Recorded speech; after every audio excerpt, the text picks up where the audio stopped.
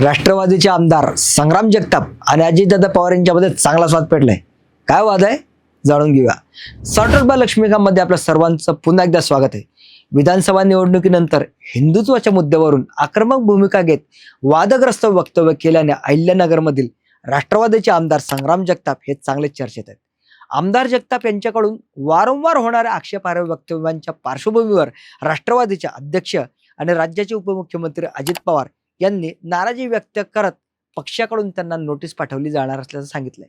मात्र अजित पवारांच्या इशाऱ्यानंतरही संग्राम जगताप हे आपल्या भूमिकेवर ठाम असल्याचं दिसतंय. कारण जगताप यांनी आज अहिल्यानगरमध्ये झालेल्या मोर्चात पुन्हा एकदा आक्रमक हिंदुत्वाचा सूर आवडलाय. दिवाळीत हिंदूंकडूनच खरेदी करा या आपल्या भूमिकेचं समर्थनही केलंय. यामुळे चांगला स्वाद पेटलाय. मित्रांनो, सॉर्टेड बाय लक्ष्मीकांत चॅनल बघत राहा.